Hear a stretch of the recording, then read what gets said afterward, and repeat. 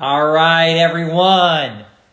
We're back for episode 37 of Stub Love Live. Man, we are pumping these things out.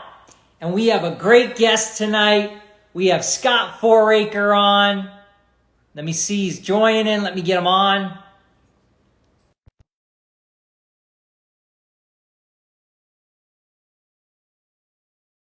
Here we go.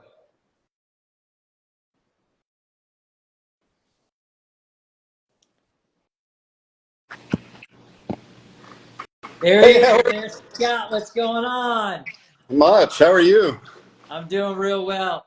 I have to tell you, I hope our internet here holds up because we're starting to get the little effects of this hurricane that's going to be hitting kind of the west coast of Florida, but it's kind of making its way up. And so we lost a little bit of the internet about an hour ago. So I'm just keeping my fingers crossed that we do okay. Fingers crossed. All right. So I just want to welcome everybody on. First of all, I got to say something. Papa Jim said the nicest thing. He posted something on his story today about our show, and man, what a good man, what a good guy. So I'm so thankful that he watches. So Scott, you are, in my opinion, like a legendary collector. We hear about Marshall Fogel and Barry Halper, and we hear about the big names, the Mr. Mints of the hobby from years ago. But I don't think many people know the name Scott Foraker. So tell us, Scott, a little bit, if you would, about how you got into collecting and then what you collect.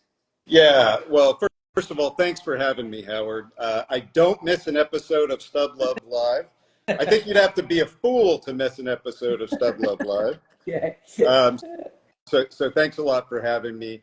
I've been collecting since about 1970 when I was a little guy. Fortunately, my mom never threw out my cards.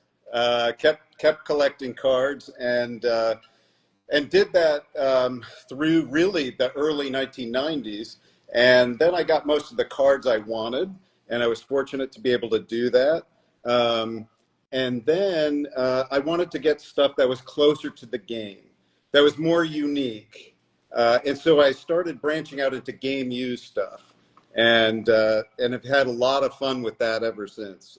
Really, really cool stuff. So bats, home run balls, jerseys, you name it. And so had a lot of fun with that. And then, I always save when it comes to tickets, my evolution there is that I've always saved tickets from when I went to games as a kid and so forth.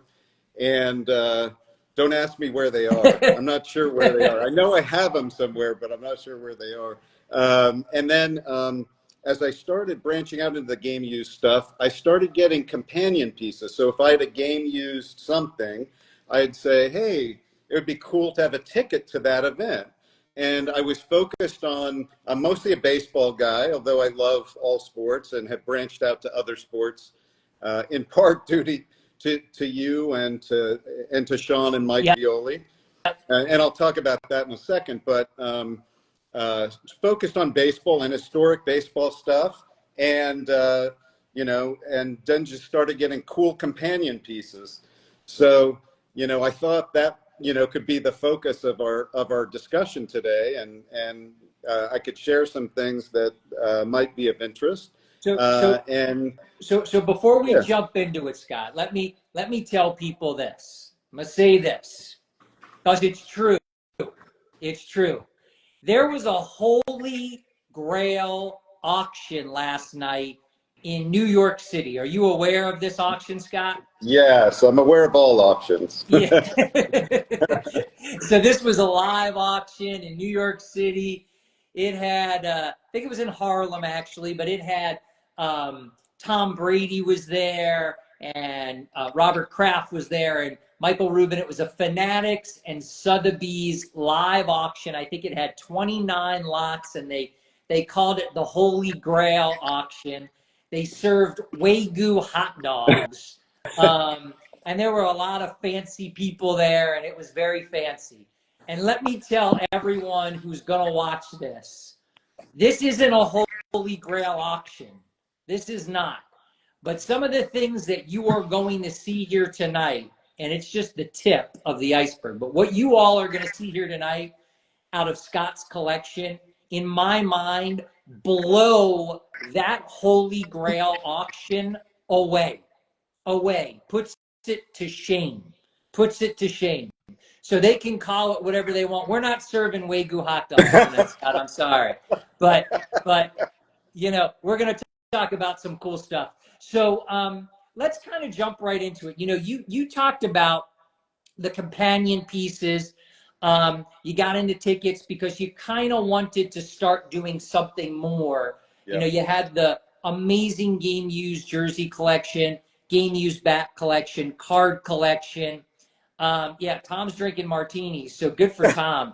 Tom, I don't have a Wagyu hot dog to go with it for you, but you also got into tickets by watching, kind of like I did, the Talking Ticket Show, Mike Violi, yep. Sean Doerty, you know, the best of the best. These guys are as good as they make them. Yep. I don't miss a show. I talked to Sean today.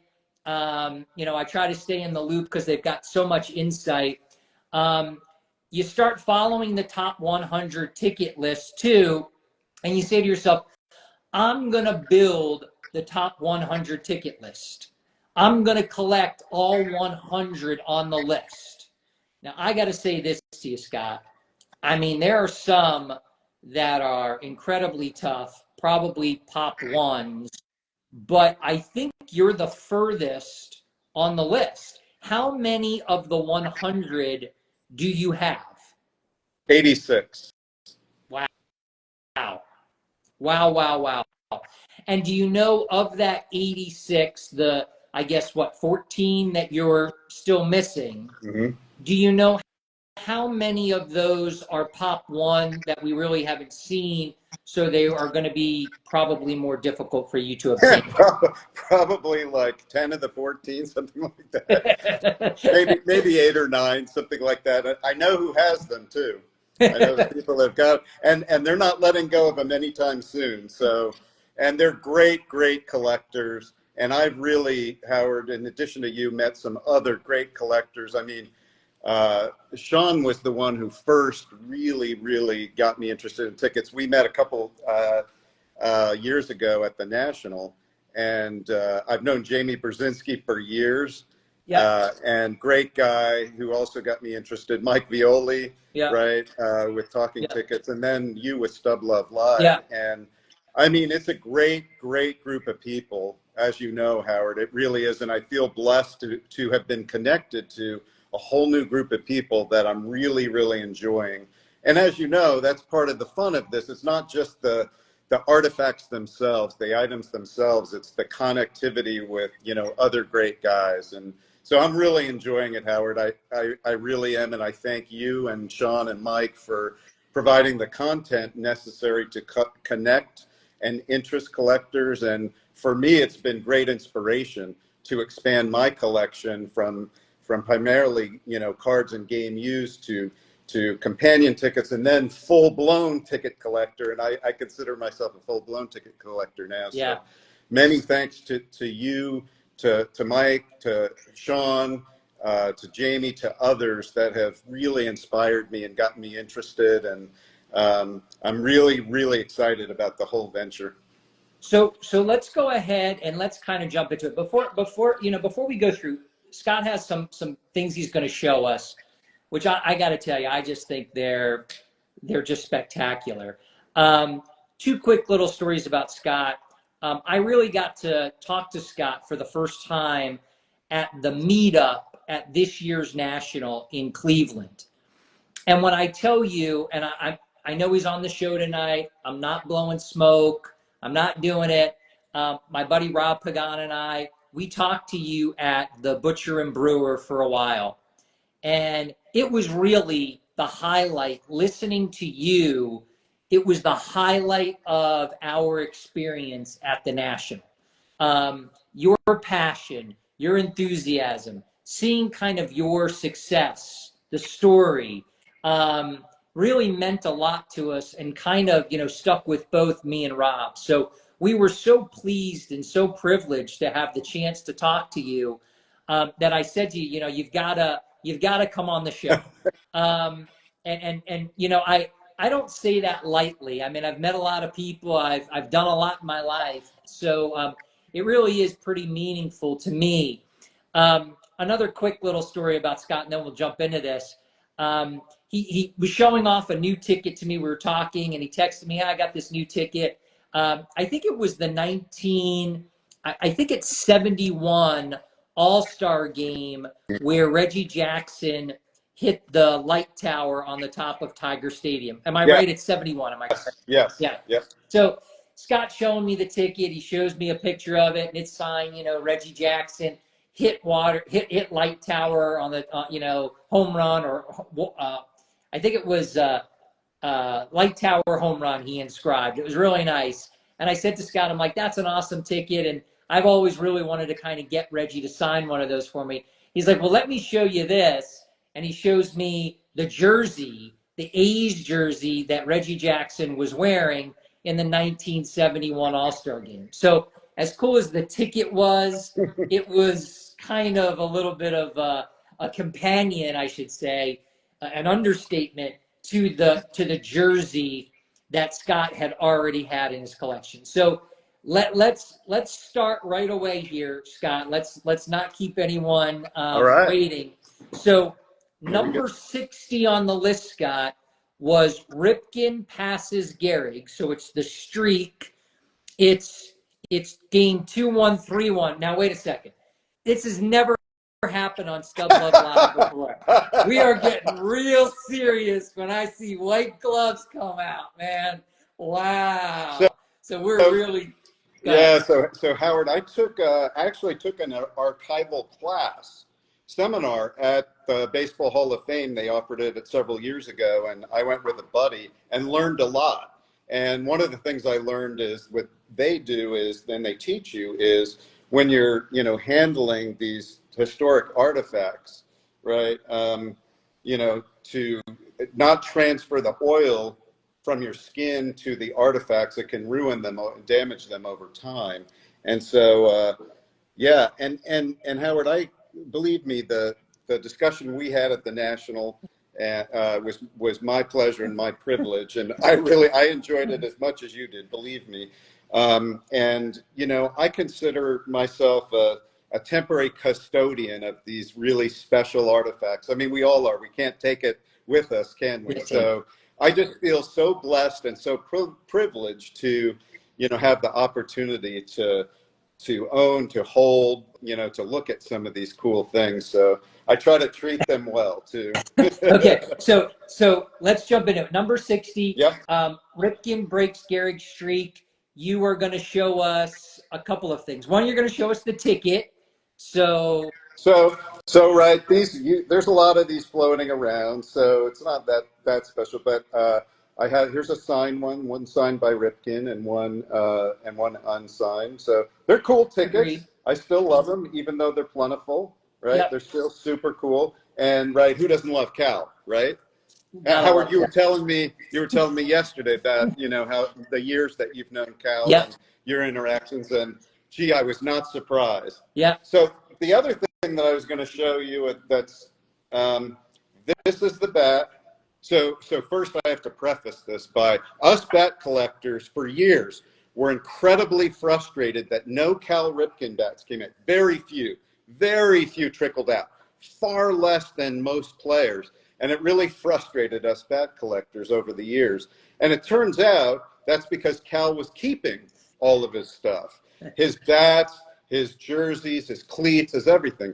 Now, some of you guys have seen him auction that stuff over the last couple of years, right? And so I was fortunate to pick this piece up in the auction, which is, I consider truly historic. This is the bat he used to break Gehrig streak. So this was his first at bat in game 21-31. Everybody remembers that night, right? In I remember 1995, Yeah, right? We all remember where we were, don't we? I You do. know, and Cal would document this by he would take a piece of athletic tape, and he would write on there, this says one bat 9/6/95, that piece of athletic tape there. And then, right, when he auctioned it, he properly signed and inscribed it, first at bat, 21-31, and the date. And what's really interesting about this, there's some light pine tar on the handle here, very light pine tar. And you'll see the ball mark right there. Wow. Very From cool. when he hit the ball. Now, it was nothing spectacular happened other than the at-bat itself. He popped out to second, but you can see the ball mark there from when he did. And he used a different bat at every at-bat. He kept the home run bat. If you remember, he hit a home run. He kept that, and then he auctioned this one and the one he used, I think, for the third or fourth at-bat. And when it came off the field, this was before MLB authentication. So you see hanging here a tag. This is a Baltimore Police Department tag where they tagged it when it came off the field, since it was prior to MLB authentication. So pretty cool stuff. So yeah, so that's Ripken 21. Hey Fanatics, did you have that in the auction last night? I don't think so. That's really cool, Scott. That's amazing. Amazing. So thank you. Amazing. That's Ripken 2131. Ripken 2131. All right. So let's move on. Okay. We talked a little bit about this kind of to preface the show and preview the show. Number 56 on the list was the Cal Stanford Band is on the Field game. And yes, of course, you have the ticket. Also not a real uncommon ticket. It's out there, but it's a great one that every ticket collector should really have in their collection. What goes with the Band is on the Field and the Scott Foraker connection to Well, it? you want to talk about good fortune. I was at this game. So I was a student at Cal. It was my senior year in the fall of 82. I graduated in the spring of 83. So it was my senior year. And so I saw the play. I saw the Band on the Field. I saw the chaos. I saw the 6 laterals. It was insane. It was truly insane. And so I thought I'd just, tell the story, because it was one of the best days of my life, as you can imagine. Both it and then the party that followed afterwards, to which I remember. So I'll start off describing the play. Total chaos on the field. I mean, you saw the laterals and the Band's on the field in total chaos. You couldn't tell exactly what happened when you were in person, to be quite honest. And then we were standing around waiting, and they still hadn't, nobody had left the field, and the officials huddled for, I swear to God, it seemed like 10 minutes. It was probably more like 2 minutes, but it seemed like 10. And then all of a sudden, the ref goes like this. The cannon goes off that at Cal. There's a cannon that goes off when Cal scores, and that was it. And leading up to that, great suspense. So little known fact, the quarterback at Stanford at the time was the great John Elway. And it was his senior year too. And he now complains that we ruined his senior year, which I'm very proud to have, not personally, but I'm proud for Cal to have done. And but you know what? What made it so dramatic was that Cal was leading in the game with very little time left.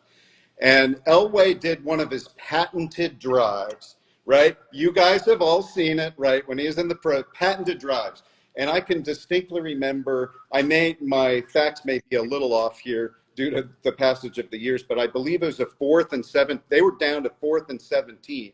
And I remember Elway and Cal, if they had turned the ball over, Cal would have won the game, and this would have never happened. And Elway rolls right. He's running out of room. He's almost on the sideline, rolling right, running out of real estate.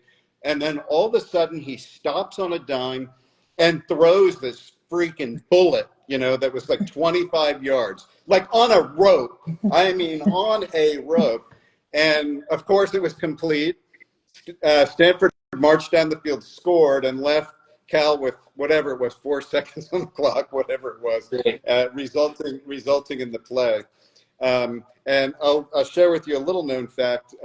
Cal would actually practice that play, and in practice, Joe Kapp was the coach at the time, and I had some friends on the team, and they would. It didn't turn out exactly like that, but they would practice at the end of the game, just continuing to keep the ball moving. Wow! And so it wasn't total luck.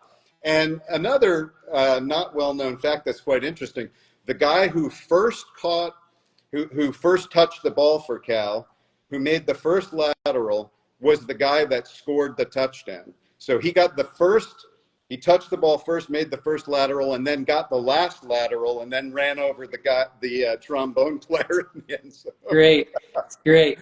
Well, I got to tell you, when I talked to Scott about this particular moment, he kind of categorized it as birth of my kids, day I got married, day I went to that game. So pretty Absolutely. Cool. The party afterwards was iconic. I can remember going back to my fraternity and being on some guy's shoulders while one of the alums was playing the piano. We had a piano in the fraternity, and was playing Cal fight songs. And of course there were beers all the way around. And then I can also remember, I mean, keep in mind, we had been going since about 8 in the morning. And I remember like passing out at about 1 in the morning and then being woken up by some of my fraternity brothers within an hour and said, "No, you're not done. Get back up." So great. it was just one of those nights, just one of those days. It was unbelievable, you know. Really is, and a great ticket. Like I said, I think it's one everyone should try to put in their collection. It's not super expensive. It's gotten a little pricier over the years, but it's definitely a good one. So let's move on, because this one is fantastic. So number 29 on our list of the top 100 was Game 7 of the 1960 World Series, which is the famous Bill Mazeroski walk-off home run to win the World Series and beat the mighty Yankees. And you have a ticket to Game 7 and that game, and then you will show us what you have companion-wise that goes with it. And I think and that's right. And remember, Howard, this is the only walk-off home run in Game 7 in World Series history, in a Game 7, right, to decide a series. So, here is one of the first tickets I got when I was looking for companion pieces. When I got what I'll show you in just a minute, this was one of my first entrees into companion pieces and tickets. Okay. And then, Howard, you'll recognize this one. I wanted a signed one, and my friend Howard made that happen. Thank you, Howard. I love this ticket. Yeah, it's a great ticket. Yeah, it's a great ticket. Nice inscription by Mazeroski. Now let's see what you got there, Scott. Here we go.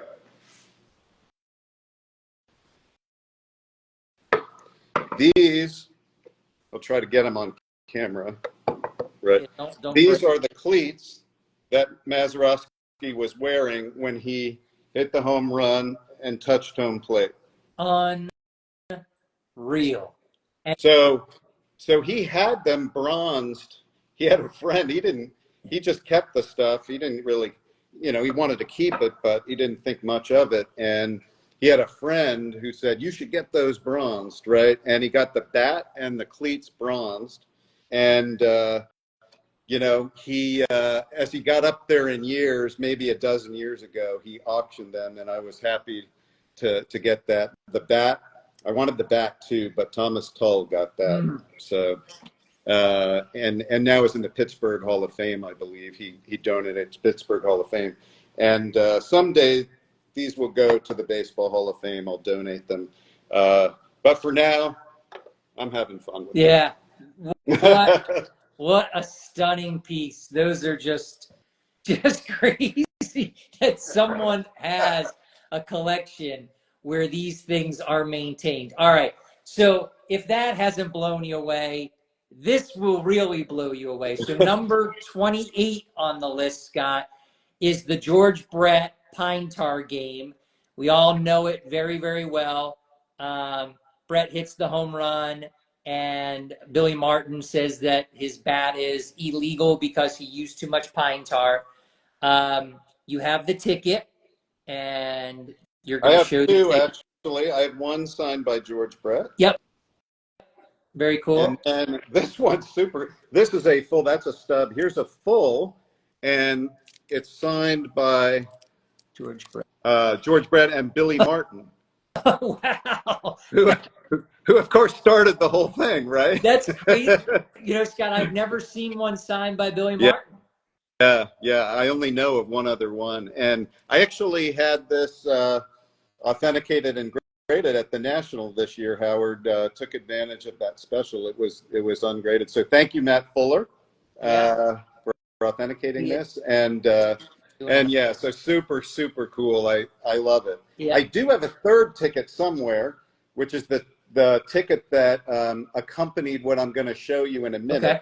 But for some reason, I wasn't able to find it quickly. That's okay. So I was gathering this stuff out of safety deposit boxes and offsite vaults and stuff, and I just couldn't put my hands on the ticket. So, okay, so what I'm going to show you is the ball that was hit for the home run in the Pine Tar game by George Brett. So here's the ball. Here's the markings of the ball.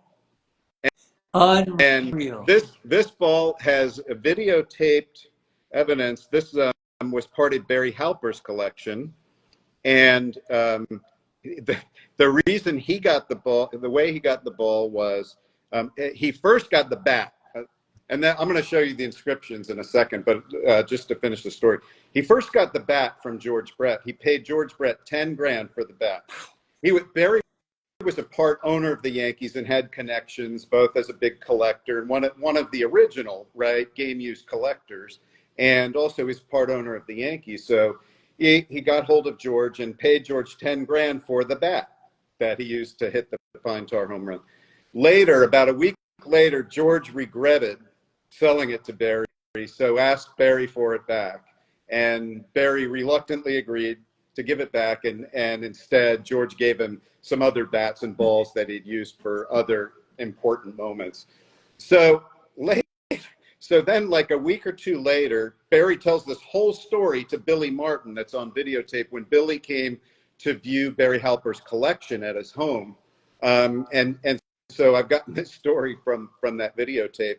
So guy who caught this ball, the Pine Tar home run ball, and provided an affidavit as well as his ticket stub from that game, contacted Barry through the Yankees, said he had the Pine Tar home run ball. Barry, made sure that it was what it was purported to be, paid the guy for it, and then he had it signed by George Brett, and signed on this panel by George Brett, and it says, "Barry, you deserve this," right? Because he had returned the bat. Yeah. "You deserve this. Thank you, George Brett." Wow. So, and then the story gets funnier because on the other panel, the pitcher who threw the Pine Tar home run ball was Goose Gossage. Yep. And as you know, Goose is a character. Right. So Barry, being part owner of the Yankees, goes down to spring training the next year. And again, this is the story that Barry tells Billy Martin that's on videotape. And he goes down to spring training and asks Goose to sign it. He brings the ball and he wants Goose to sign this other panel. And he hands the ball to Goose at spring training after a game, and he says, "What would you like me, Barry, what would you like me to say?" Goose says. And Barry goes, "I don't know, put whatever you want." So Goose writes, "Barry, I threw the fucking thing, Goose Gossage."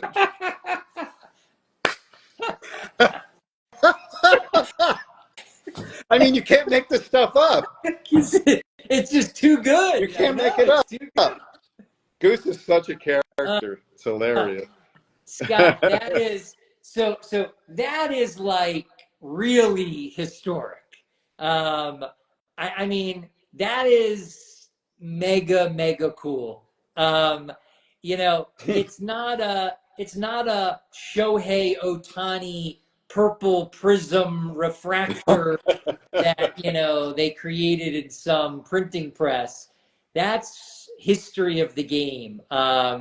Man, that's a Grail piece. That is elite of elite. Scott, Yeah, thank you I for love showing it. that. I really do. I love it. And probably the part I love the most about it is the goose part of it. Yeah, it's great. It's great.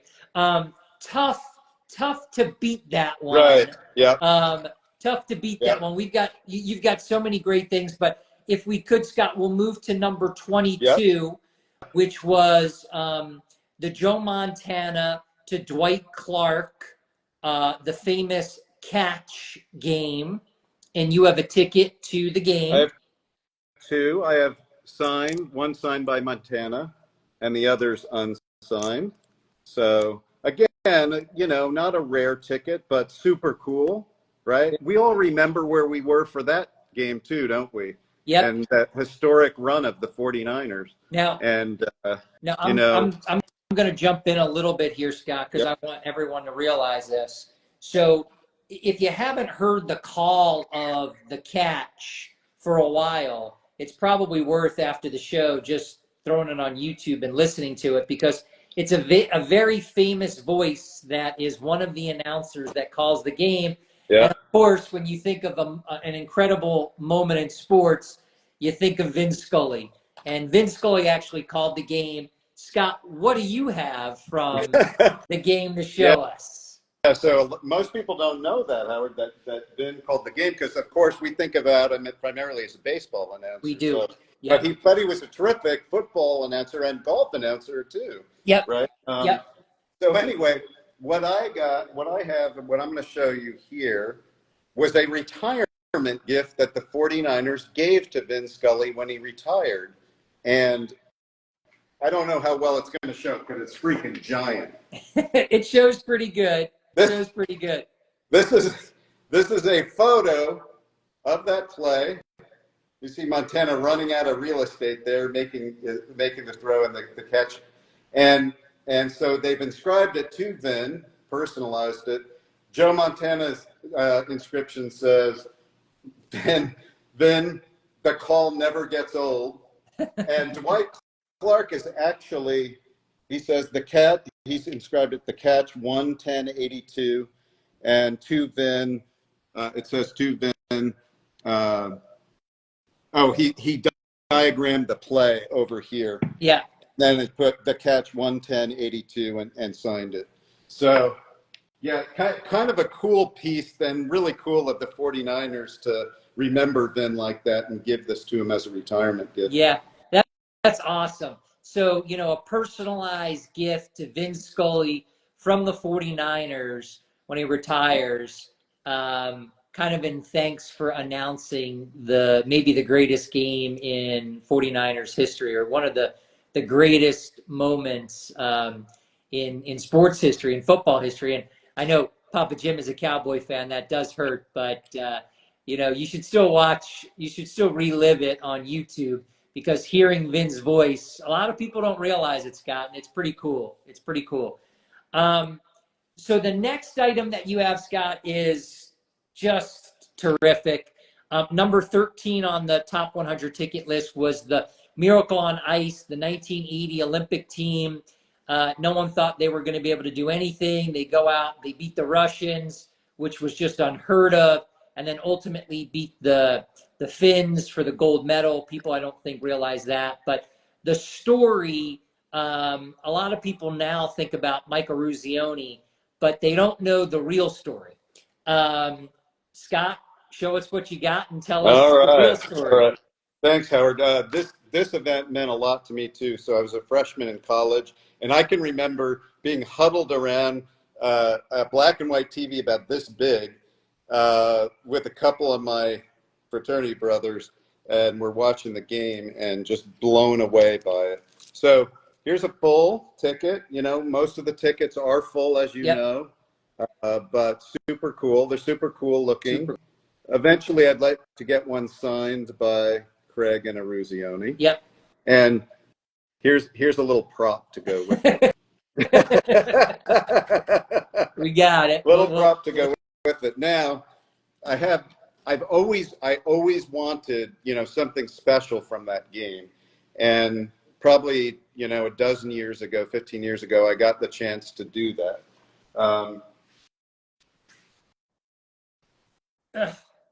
This is Jim Craig's.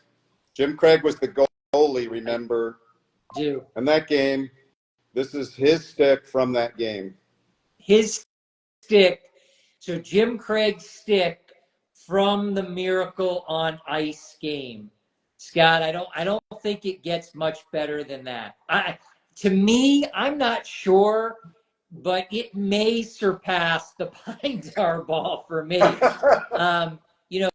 People don't really remember Jim Craig. That really was the story. Jim Craig and his father, and he was ill, and he's looking for his father in the stands, and Yep. he has the American flag over draped over him, and it was just everywhere. Yep. Yeah, it was everywhere, and man, that was Sports Illustrated voted it the Miracle on Ice, right? That game as the story of the century. Yep. If you remember. Yep. Yeah, that's just, and if you those of us that are old enough to remember, many aren't, but that was the height of the Cold War. It was. And so to have a bunch of ragtag college kids, right, take on the Russian machine and beat them, it was unbelievable. I mean, Cinderella's story doesn't even do it justice, does it? Incredible. Scott, that's just such an amazing historic piece. It belongs in a museum. Absolutely. It really does. It really does. It'll find its way to a museum eventually, probably the Hockey Museum, or the Smithsonian, something like that. It's even Smithsonian worthy, at least in my opinion. Scott, phenomenal item. The next piece that you're going to show, this is one of the ones, Scott, where, for me, the ticket is pretty cool. I think I like what you're going to show along with it, but I think those are the companions to the ticket. It's number 8, which was, and we talked about this yesterday, Scott, just ridiculously too low on the top 100 list. But this is the Lou Gehrig Luckiest Man speech game. And you have one of the few tickets to that game. Wow, just a terrific ticket. Beautiful ticket. I love the aesthetics of this ticket, Howard. It's one of the more beautiful tickets. And obviously, it's quite rare. I think there were 6 or 8 in the pop report. And it's just a very, very rare and just such a historic moment, too, right? Everybody knows the Gehrig Luckiest Man speech, and just a truly historic moment. And I just love this ticket. It's one of the earlier ones that I got. And, before I went, full in on tickets. And I just love it. And I think that it's a top 3 or 4 ticket in my mind. Agreed. So I have the companion pieces I have a couple companion pieces with this, and I'll preface it to, hey, Ben Weingarten, thank you for helping to educate me and get me into Type 1 photos, which I also collect. And I'm going to show you, I have several Type 1 photos from that day. So these are original photos, and you'll see how beautiful. With Joe McCarthy there. Isn't that cool? It's so cool. What an amazing photograph. Yeah. Here's one of, again, that day, Ruth and Gehrig. Oh my God. And as you know, they didn't always get along, but they sure did that day, Yeah. Put their differences aside. And then this is a panoramic shot, which really captures the moment in my mind. Oh my God. Really captures the moment. And it's just beauty, It really it's funny, Scott. I haven't gotten into Type 1 photos, and looking at those few right there, and I know those are top tier photographs and worth a lot of money, but just seeing those, you know, it kind of sparks me to say, hey, maybe I need to dip my toe in there because they're just so beautiful. Look at this one. Yeah, look at that portrait. I mean, close up, it really captures Gehrig's mood at the time, right? It is just stunning. It like speaks Yeah, to you. I mean, the ticket it speaks really to you too, does. but Yeah, the ticket with these photographs, oh my God, these are phenomenal. yeah, they look really cool together too. You can display them together, See, and they look super cool. I have one last now, one, and boy, this really Scott, you're just showing off when you're putting them up like that. You're just showing off. this really captures the moment. Look, he's crying. Oh my gosh. Holy That's smoke. a famous photo. Oh, But it's yeah, so it amazing. really captures the It moment. really Yeah, does. Oh, yeah. wow. Don't tell my wife that I'm going to get in this type one photo now.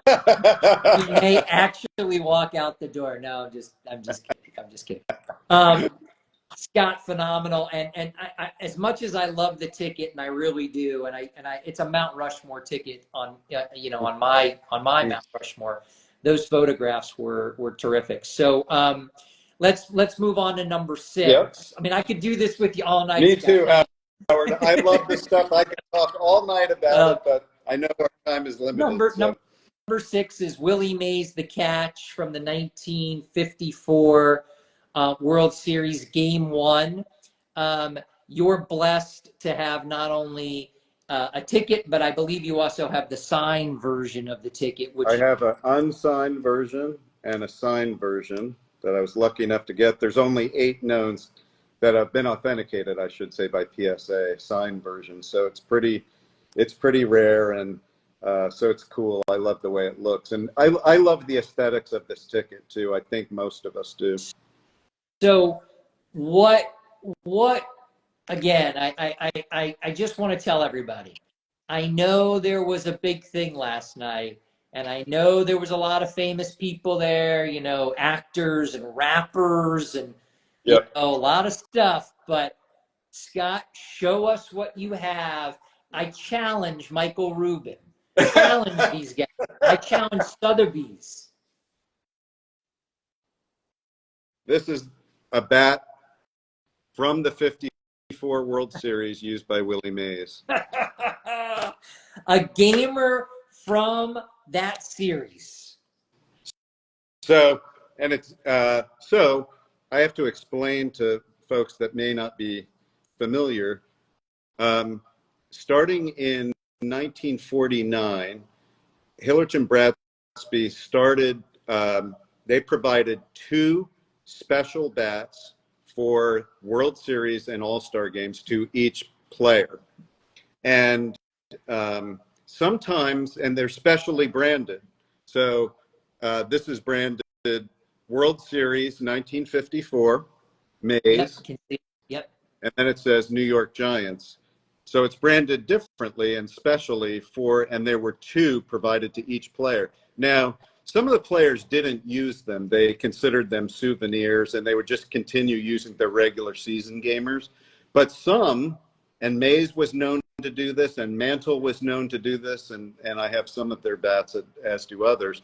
They actually used these special event bats in games, and there's even photographic evidence of it, including a couple that I've got. And so, and I got this indirectly from his Bat Boy. So his Bat Boy in that series put it up for auctions in a Leland's auctions. I ended up getting it in a private sale later, and then provenance is especially important to me. I don't buy things unless basically they have provenance and I can prove it.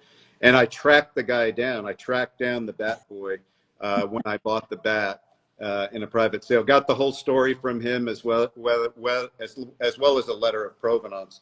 And he told me that he doesn't remember what game or games that that Mays used it in, but he remembers him using it and him picking it up and saving it.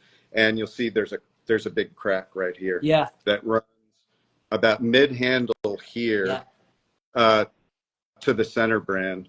And so that he used it and cracked it during that series. Again, the guy didn't remember what game it was, but knew that he had used it in the series, and Bat Boy kept it. That's the way a lot of game used bats have survived. Most of them were thrown out over the years. That makes, you know, them a rarity, especially the special event bats, right, for which there were only two of to begin with. And they tend to come from either the player, the family, or Bat Boys. Because sometimes the Bat Boys would save them, they'd crack, and rather than throw them away, the Bat Boys would just keep them. Not necessarily for value, because they weren't collected then. They didn't have value, but they would just, you know, keep them and throw them in their garage or whatever. And then later, when collectors started collecting them, right, they were sitting on a gold mine. It's not just having a Willie Mays game used bat, Scott. It's having it from the 54 series. It's like Doug Reeser. I saw game used on here. He said, I quit, and you know, I kind of quit too. I mean, you know, what how can you top that? It's just fantastic. But you're gonna try to top it. I'm gonna try. I mean, you got more. It's gonna be hard, but it's gonna try. But yeah, this would be considered the holy grail of Mays bats, right? To have a bat from any World Series is super special, and then obviously that series had so much significance with the catch, right? Of course. Yeah. Wow. Wow. All right. So moving on. We're at ticket number 4 on the list. People say, what's next? A piece of the Titanic. He's actually got the Titanic. It's parked outside. No, just kidding. So the next one is ticket number 4. It was Wilt Chamberlain's 100-point game. You have a ticket to the game. Pretty rare ticket. I think it's a game and a record. I just don't see it being broken. I mean, could it be? You know, who knows? I'm from Philadelphia. I'm a big Chamberlain fan. People don't realize that the game was an off-site game in Hershey, Pennsylvania. Show us, Scott, as cool as the ticket is, what you have really goes along with this phenomenon. I'll get there in 10 seconds, Howard, but sure. I'll tell you what the back says, because, you know, this is a 2MK. It's actually looks a heck of a lot better than that. It's an MK because of what I'll tell you in a second. It has a tiny little pinhole that you can barely see. So it actually presents quite well. But what's really, I don't mind the MK when it's a story like this. So it says on the back, Wilt Chamberlain, there's some guy hand wrote it after the game. Wilt Chamberlain scored 100 points against New York Knicks. And he puts the score, and then he puts double dated with Gene and May. I love it. Yeah, you see, that guy was there. He knew it was momentous, and he wanted to tell the story of it on the back of the ticket, what he saw and who he saw it with. That's phenomenal. I love it. Yeah. So now I'll get to the piece that Howard was referring to, which is this. So this is a program from the game signed by Wilt Chamberlain. He has signed it up here, but Wilt Chamberlain 13. Unfortunately, it's a bit faded. They used a marker that probably wasn't ideal. And I have a picture of him signing it. It was signed later. This guy got the program at the game and then had Wilt sign it later at an Upper Deck event. And they captured a picture of him signing it together with the Upper Deck authentication. But super cool. And I'm only aware of, Howard and I were talking about this the other day, I'm only aware of maybe one other signed program. So they're rare. Incredibly rare, incredibly valuable. I mean, you want to talk about, and we talk about it a lot, you know, programs go very nicely with tickets. Yeah. These happen to be two of the best.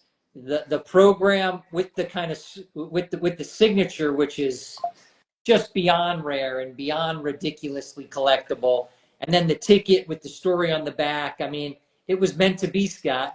Exactly. You know what's cool too? Here's a canceled check of the guy who has the program that here's his check for the tickets. It says Hershey Sports Arena, $8.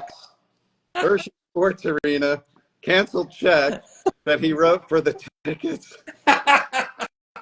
And he provided that with the program, so obviously bought the program. Great. It's kind of like another little nuanced piece of provenance that goes with it. It's really terrific. Totally. I love it. I love it, Scott. All right, so we're almost to the tippy top. We're at number 2 on our list, which was the top 100, was the Michael Jordan debut ticket. I really think it was probably deserving of the number 2 spot. Can we do number 3 first, quickly? Oh, I'm sorry. I missed number 3. I'm so sorry. Number 3. I'm so sorry. The 1932 called shot Babe Ruth. Yes. Stub and a full. And I mean, look, you guys have talked about this. We've all talked about it. What a beautiful, beautiful ticket, right? And especially this one. I especially love this green one. It's been so well preserved, the full. It's just a thing of beauty. It truly is. And so I consider it kind of a piece of art. It really is, Scott. I mean, the green is so vibrant and so strong. Yeah. It really is a piece of art. Yeah. I mean, it's beautiful. Yeah. The 3, the cubbies on the back, right? And Ruth's number 3, because it was the 3rd game. I mean, it all comes together in this beautiful ticket. The thing I like about the stub, not that special. There's 100 of them, as you know, but I like, this is a bleacher one. So, and obviously he pointed to the bleachers, right? When he called his shot, supposedly. Yeah. Right. Yeah. So I like that if I was going to have a stub, I wanted one that was a bleacher stub. So that's what I've got. And then, so I got this first, and then when this puppy came up, and there's only a handful of fulls, and this is just gorgeous, right? And the green is my favorite. I think you said, Scott, this is the recent pickup from Heritage Auction. And I want to tell you, Scott, I thought you know, knowing that it came out of that auction, you know, I thought you picked that up for a song. I thought that went for a lot less than it should have. And I think that ticket, that full ticket right there, the way it looks, that can only grow in value and collectability. I don't care that, you know, there's 100 stubs or 120 stubs. There's very few fulls, and that full is just magnificent. I agree, Howard, and I was actually prepared to go a lot higher too. So I was going to do whatever it took to get this up. Well, I'm glad you didn't have to. So number 2 on the list is the Michael Jordan debut ticket. And of course, everyone who chases tickets and chases the Jordan debut, you know, there's so many different variations. You know, there's the Ticketron version, which probably is the least collected or the least valued, although still an amazing, amazing ticket. You know, they have the box office ticket. And then, of course, what everyone covets, that's the rare and desirable red. And Scott, what do you have? Yeah. Got the red. Got the red. Yeah. Well, I had a training wheels version. That one's not too shabby either. No, it's not too shabby at all. It's not too shabby at all. It's got some writing on it. But again, I don't mind that when it documents the person that was there, what they experienced. And it says Michael Jordan's debut. And then the guy and put the score. And then he put the name of the dude he went to the game with. You know, it told a story. Yeah. He wanted to remember who was there. So we have Michael Jordan tickets on Andrew Goldberg, who's phenomenal. And when the guy whose screen name is Michael Jordan tickets writes "Wow," you know it's got to be a pretty impressive Michael Jordan ticket. So yeah. You know, the other thing that I'd say, Howard, is this is graded at 2. I have no idea how it's only graded at 2. It is truly beautiful and really amazing condition. But whatever the case, and grades don't matter that much to me. They really don't. To me, it's about how does the ticket present, right? And the eye appeal of the ticket is what it's all about. I don't care that much about the grade. So, you know, I'm totally good with it. It's a beautiful, beautiful ticket. So yeah, I agree. Beautiful stuff, Scott. So the final items that you're going to show, our number one ticket on the top 100 list was Jackie Robinson's debut in the major leagues, obviously breaking Major League Baseball's color barrier, not just a momentous baseball event or sporting event, but a historical event. And you are lucky enough to be one of the owners of a debut ticket. Yeah. So there are, Sean has tracked these carefully. There are 15 known, either graded by PSA or still raw. So it's a rare ticket, obviously. A beautiful ticket, too. This is one of my favorite tickets from an aesthetic point of view. Obviously, right, mostly from a historical point of view for Jackie Robinson's debut, but also just aesthetically, I think it's beautiful. And the fact it's signed, right, not an authentic signature, obviously, but signed by Branch Rickey at the bottom, too. Yeah. And you know, the interesting thing about this, Howard, is of the 15 that have survived, 4 of them are seated together. And this is one of the 4. So this is section 4, row 13, seat 9. Sean Doherty's, whom we've all seen, his is seat 9 right next to it. And the one that P. Ryan got, and you featured in your last Stub Love Live with Patrick, Yeah. his was seat 7, I believe. Yep. And so we know, and so somebody saved all 4 tickets, and they were in a scrapbook. So mine, like Sean's, you know, and mine may have a little bit more.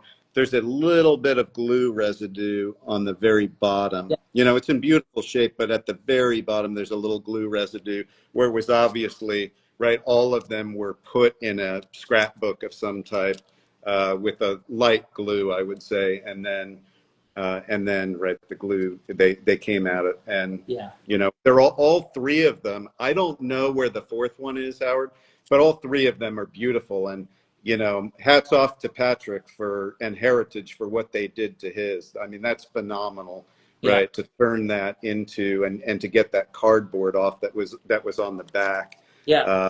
You know, kudos to them. And so it's, you know, these are 3 of the best ones that there are, best condition ones that there are, and they were all together in somebody's possession who went to the game and had saved all 4 of them in a scrapbook.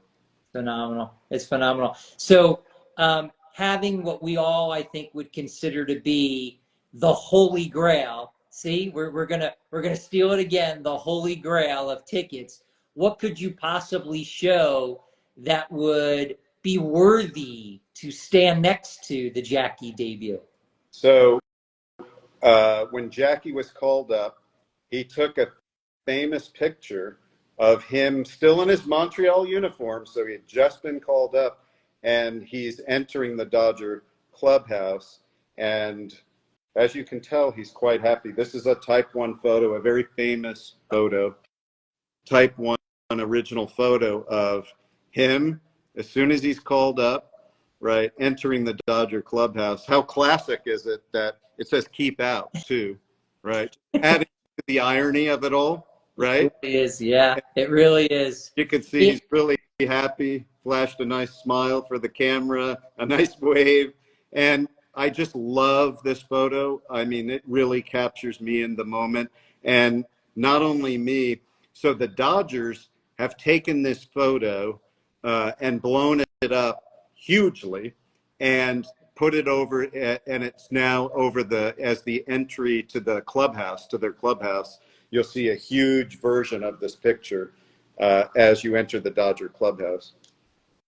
Wow. It really belongs together. Yeah. Yeah, they look cool together, huh? They really do. They really do. Wow, Scott. Well, I just have to say, Scott, this was just such a treat. I can't even begin to tell you how happy I am that you came on. You know, we normally run the gauntlet, and I have it here, but to run the gauntlet with you, Scott. Maybe we'll do it another time. We'll have you on another time. You'll bring Sounds some other good. things on. But it doesn't even, to me, what you showed us, it was just so special tonight. And I thank you for doing that. My pleasure. It's a rare thing when you come into contact with people who have such amazing stuff, but at the same time are so down to earth and dedicated like yourself, Scott. So thank you for coming on. I appreciate it. I appreciate the opportunity to get a chance to talk to you.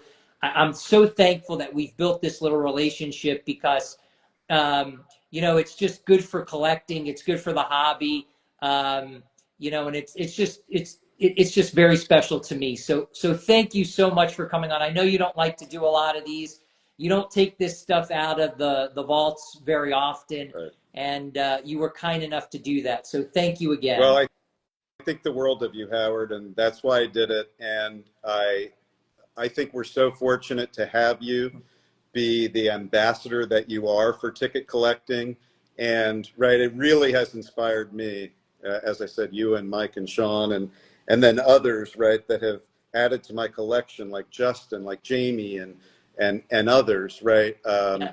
Really special people. And look, I appreciate all those relationships, and I appreciate what you're doing for the collecting community by doing Stub Love Live. Yeah. As I said, only a fool would miss it, right?